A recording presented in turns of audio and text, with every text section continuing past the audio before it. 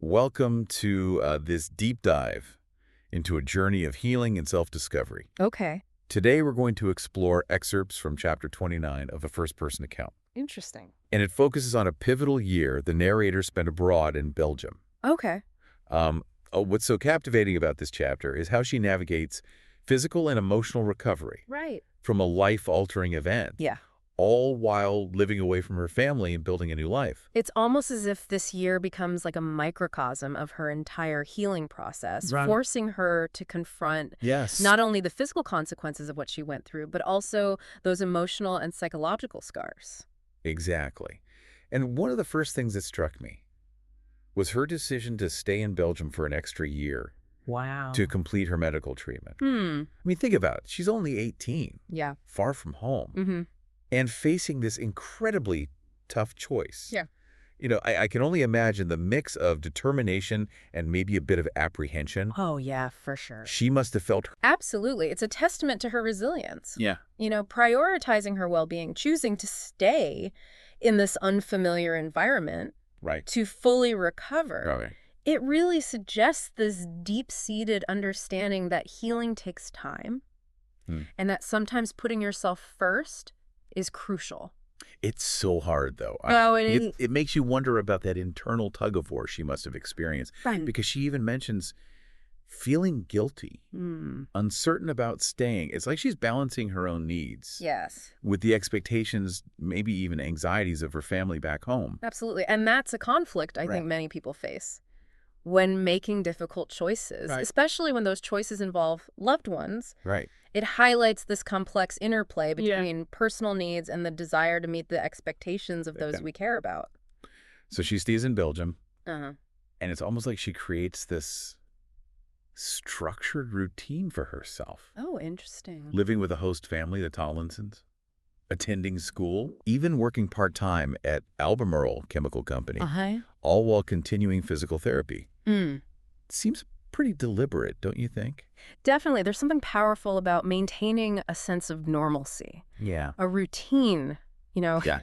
in the face of extraordinary circumstances.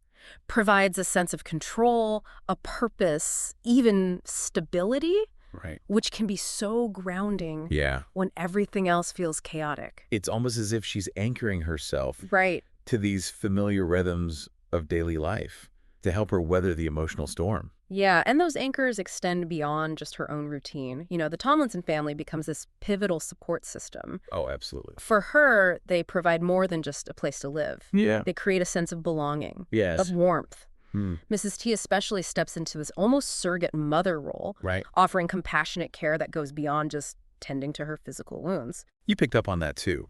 There's this really poignant moment where the narrator describes Mrs. T's tender care as she helps her clean and dress her wounds. Right. It's almost like a silent acknowledgement Yes. of the deeper emotional scars she's carrying. Precisely, the narrator's vulnerability is palpable in those moments. Right. She expresses this mixture of shame and pride about her scars. Shame because they represent a painful past. Right. And pride because they also signify her strength, her survival. And having someone like Mrs. T providing that gentle, loving care must have been so validating, Oh, yeah. especially in a foreign country where she's already feeling isolated and far from her family. Of course. It really underscores the incredible power of human connection, of having that empathetic support system during times of vulnerability. You're absolutely right. We as humans are wired for connection. Yeah. And in the aftermath of trauma, Right. that need for connection, for understanding becomes even more pronounced. Having a secure base like the one the Tomlinsons provide Yeah. can make all the difference in the healing process. But even with this amazing support system, even as she's making progress physically, Right. there's this sense that she's holding back emotionally. Okay. She mentions feeling numb, Mm. struggling to process what happened. Mm-hmm. She even seems to avoid close relationships for a while. Yeah. It makes me think about how trauma can impact our ability to connect, Oh, absolutely. to be intimate, to truly let people in. That's a really insightful observation. It's as if she's channeling all her energy Yeah. into her physical recovery, almost using it as a shield to protect herself from the emotional pain. Right. She's regaining control over her body, but her heart, her inner world still feels fragile, guarded. And that avoidance, that numbness, it's almost a defense mechanism, Exactly. isn't a way to protect herself from being hurt again. Trauma often leaves us feeling vulnerable and afraid. Right. It's only natural to want to erect barriers, guard our hearts, especially when we're still processing the pain and trying to make sense of what happened. And it's not like she's completely shut off from love. Right. In fact, she has these 3 significant relationships during this time in Belgium, Interesting. each serving a distinct purpose in her healing journey. Okay. It's like she's subconsciously seeking out different forms of connection, of intimacy, as she tries to piece herself back together. That's a fascinating way to look at it. It's as if these relationships are stepping stones. Right. Each one helping her confront different aspects of herself, her fears and her desires. Let's start with Ahmad. He represents her first love, a relationship that's shattered by her illness. It must have been devastating to experience that kind of loss. You know, that sudden severing of such a deep connection. Right. Just when she needed support the most. It speaks to the fragility of life, doesn't it? Yeah. How circumstances can change in an instant, Right. altering the course of relationships and leaving us grappling with a sense of loss and bewilderment. And it's particularly poignant, given that this occurs during her formative years. Right. A time when our understanding of love and trust and intimacy Yes. is still developing. But what's remarkable is that even though the romantic aspect of their relationship fades, it transforms into this beautiful, supportive friendship. That speaks volumes about their characters, Right. their capacity for empathy and understanding. They managed to salvage this deep connection from the wreckage of their shattered romance, Yeah. creating a new kind of intimacy that's perhaps even stronger because it's built on this foundation of shared experience and mutual respect. And then there's Quentin, her physical therapist. Right. He plays a crucial role in her physical recovery. But their relationship becomes so much more than that. Interesting. It's like he provides this sense of safety, of stability, during a time when she's feeling incredibly vulnerable. He becomes a source of comfort and reassurance. Right. He's literally helping her put her body back together. And in doing so, he's also mending her spirit in a way. Yes. It's understandable that she would develop feelings for him, given the intensity of their shared experience Right. and the nurturing environment he creates. Their connection highlights the profound impact physical touch can have on healing, especially after trauma. It's not just about the physical act, Right.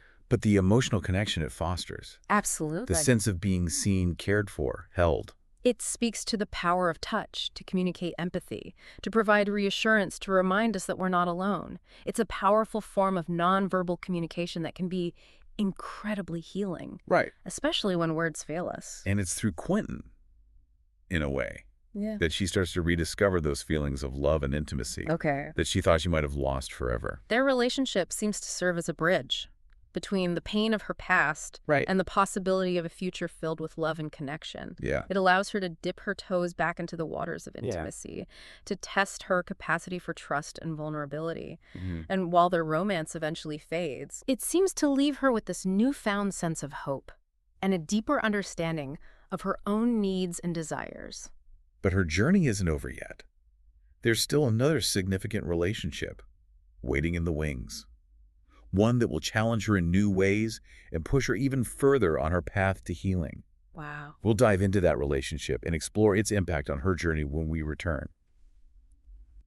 We left off with the narrator, having experienced these two very different relationships with Ahmad and Quentin, Right. both of which played such a significant role in her healing process. Right. It's like she's slowly piecing herself back together, testing the waters of connection and intimacy, but there's still this sense that she's searching for something more. It really highlights the complexity of healing from trauma, doesn't it? Yeah. That it's not a linear process. Right. And there's no one-size-fits-all approach. It often involves, exploring different avenues, trying on different relationships, until we find what truly resonates Right. with our deepest needs and desires. And that brings us to Alex, the third significant relationship in this chapter. Go. Their connection begins as a friendship, built on this shared vulnerability and a deep understanding of each other's pain. I found myself really drawn to their dynamic, how they created this safe space for each other Yeah. to simply be themselves, scars and all. Their initial connection seems to be rooted in empathy, in recognizing a kindred spirit Right. who understands the hidden burdens they both carry. Right. It's as if they see each other's souls, the parts that are often masked or hidden from the world. There's this sense of liberation in their interactions, a shedding of pretense, and a willingness to be authentically themselves. Right. Makes you wonder if that level of emotional intimacy is a prerequisite for truly deep and meaningful connections. It's certainly a powerful catalyst for vulnerability and trust, two essential ingredients for any relationship, Right. especially one that blossoms in the aftermath of trauma. When we feel seen and accepted for who we are, flaws and all, it creates this fertile ground for love to grow. And their friendship does blossom. There's something more, something passionate and joyful. It's like Alex helps the narrator reconnect with a part of herself that had been dormant, Okay. maybe even lost for so long. He reminds her that it's okay to experience joy, to embrace lightness, even after going through something so dark and painful. Alex represents a reawakening for her. Yes. A reclaiming of her vibrancy and zest for life.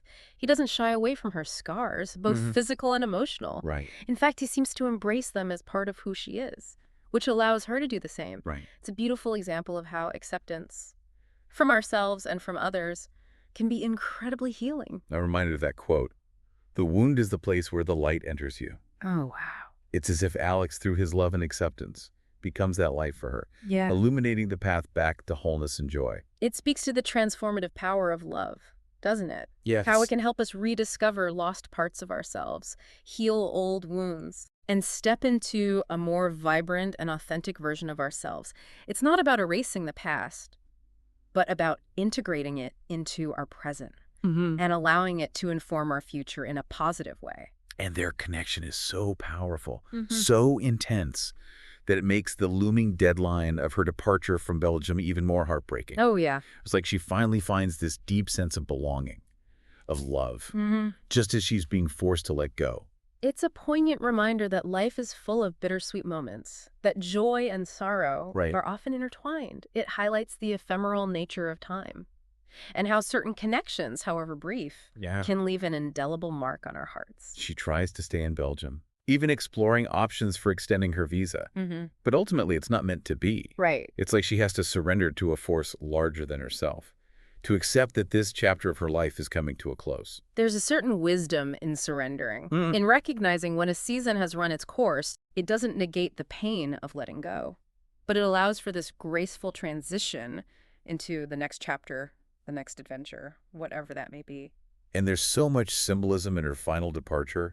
The image of her throwing away her second leg brace, Right. the one that represents the physical limitation she's overcome.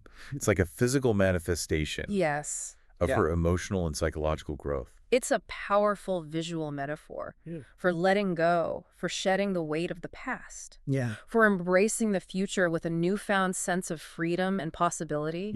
She's no longer defined by her trauma, by her limitations. She's stepping into a new phase, one where she's walking on her own 2 feet, both literally and metaphorically. And what's even more striking is that Alex, the one who represents this reawakening of her heart, is there to see her off. It's almost as if their connection transcends the physical distance, leaving her with this hopeful sense of possibility as she embarks on her next chapter. It speaks to the enduring power of love and how it can sustain us even when circumstances change.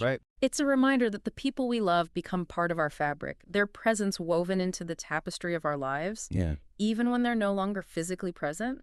Their love, their support, their influence continues to shape who we are and who we're becoming. But now she's heading back to Louisiana, back to the place where it all began, the place that holds so many memories, both good and bad. It makes you wonder what challenges and triumphs await her as she reintegrates into a life that's undoubtedly changed in her absence. It's like she's coming full circle, returning to her roots, but with a newfound perspective, a deeper understanding of herself, and a heart that's been both broken and mended. It's bound to be a complex journey, filled with adjustments and unexpected encounters, as she navigates the familiar terrain of her past while carrying the weight of her experiences abroad. And I'm curious to know how her family will react to seeing her again after all this time. Will they recognize the woman she's become? Will they be able to embrace her growth, her scars, her newfound strength? That's the heart of the matter, isn't it? How do we reconcile our past selves with our present selves? Yeah. And how do those we love navigate those shifts within us? It's a universal challenge. Right. And the narrator's journey provides this compelling glimpse into the complexities of family dynamics, the power of forgiveness, and the enduring bonds that connect us, even when life pulls us in different directions. It makes me reflect on the importance of empathy, not just for others, but for ourselves. How can we extend the same grace and understanding to ourselves that we often offer to those we love? That's a profound question, and it's one that the narrator seems to be grappling with as she returns home. Her journey reminds us that healing is an ongoing process, Right. that it requires patience, self-compassion, and a willingness to embrace both our strengths and our vulnerabilities. It's about recognizing that we're all works in progress, Yeah. constantly evolving and growing, and that our capacity for love and resilience knows no bounds. It's been an incredibly insightful deep dive so far, and I can't wait to delve even deeper into the next part of her journey. When we return, we'll explore the challenges and triumphs she faces as she reintegrates back into life in Louisiana Okay. and unpack some of the universal themes that emerge from her story. Welcome back to our deep dive. Yeah. As we've journeyed with the narrator through her year abroad. Right. One thing that's become so clear to me is her incredible resilience. Right. I mean, she faces setbacks and heartbreak, yet she just keeps moving forward. Yeah. It makes you wonder what fuels that kind of inner strength. Resilience is often misunderstood as this inherent trait. You know something you either have or you don't. Right. But it's actually a skill, a muscle you can build through experience, just as the narrator does. Yeah. What's fascinating is that she doesn't just endure hardship, she actively engages with it. Right. She seeks out the lessons, the growth opportunities, hidden within those painful experiences. It's almost like an alchemist, transforming pain into something valuable, something that ultimately makes her stronger. And that active engagement is crucial. She doesn't allow herself to become a victim of circumstance. Right. Instead, she chooses to view her challenges as opportunities for growth and self-discovery. And she's not afraid to ask for help along the way. The support she receives from the Tomlinsons, from Ahmad, Quentin, and Alex, Right. even from her doctors and therapists, it all plays such a crucial role in her healing journey. This highlights a point that can't be overstated. None of us are islands. We're wired for connection, for community. And, when we're going through tough times, those connections can be lifelines, Yeah. offering a sense of belonging, validation, and strength. Right. The narrator's story is a powerful reminder to lean on those support systems, to reach out for help when we need it, Yes. and to remember that asking for help is a sign of strength, not weakness. It's interesting, we often talk about the importance of receiving support, but the narrator also demonstrates the power of giving support. Think about her friendship with Alex. They both carry their own burdens, their own pain, yet they create this space for each other to heal and grow together. Reciprocity is key in any healthy relationship, wouldn't you say? Yeah. It's not just about taking, it's about giving back, about being there for someone else, offering a listening ear, a shoulder to cry on, Yeah. or simply a shared laugh when it's needed most. The narrator's story reminds us that supporting others can be just as healing as receiving support ourselves. There's this beautiful line where she talks about how she and Alex helped each other to carry the weight. Oh, wow. It's like they shared the burden, Yeah. making it a little lighter for each other. It speaks to the power of shared experience, Right? of knowing that you're not alone in your pain. Yeah. When we find those people who truly get it, who can hold space for our struggles Like that. without judgment or platitudes, it can be incredibly validating and empowering. And that sense of empowerment seems to fuel her search for meaning. She doesn't just want to survive this experience. She wants to learn from it, to grow from it, to emerge from the other side transformed. This is a key element of what psychologists call post-traumatic growth. It's the idea that even in the aftermath of trauma, we can experience positive psychological changes. Okay. It doesn't mean that the trauma didn't happen or that it wasn't painful, Right. but rather that we can find meaning, purpose, and even strength in those experiences. So it's not about erasing the past or pretending it didn't happen, Yeah. but about integrating it into our present Exactly. and using it as a catalyst for growth. It's about acknowledging the pain, honoring the lessons learned, and allowing those experiences to shape who we become, but not define who we are. The narrator embodies this beautifully. She doesn't shy away from the darkness. Right. She embraces it, explores it, and ultimately transcends it. And that process of transcendence seems to involve a lot of forgiveness. She talks about learning to forgive herself, to forgive those who hurt her, and even to forgive the circumstances that led to her trauma. Forgiveness is often misconstrued as condoning or excusing hurtful actions. But it's really about releasing ourselves from the grip of anger, resentment, and blame. Yeah. It's about reclaiming our power, our peace, and our ability to move forward without being chained to the past. It's an act of radical self-care, isn't it? It's Yeah. about choosing to let go of the pain, not for the other person, Absolutely. but for ourselves. And it's not easy. Right. Forgiveness can be a long and arduous process, often involving a lot of introspection, self-compassion, Yeah. and a willingness to confront painful emotions. But the rewards are immeasurable. As we wrap up this deep dive, what's the one message you hope our listeners take away from the narrator's journey? I hope they'll remember that resilience, healing, and growth are all possible, even in the face of profound adversity. The narrator's story is a testament to the human spirit's capacity to overcome challenges, Right. to find meaning in pain, and to emerge from difficult experiences stronger and more whole. I love that.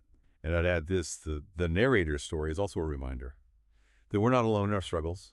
There are people out there who understand, who care, and who can help us carry the weight. So reach out, can activate, build those support systems. And remember that asking for help is a sign of strength, not weakness. And most importantly, be kind to yourself. Healing takes time. It's rarely a linear path. So embrace the journey, celebrate the small victories, and trust that even in the darkest of times, there's always hope for a brighter tomorrow. Thanks for joining us on this deep dive. Until next time, keep exploring, keep learning, and keep believing in the power of the human spirit.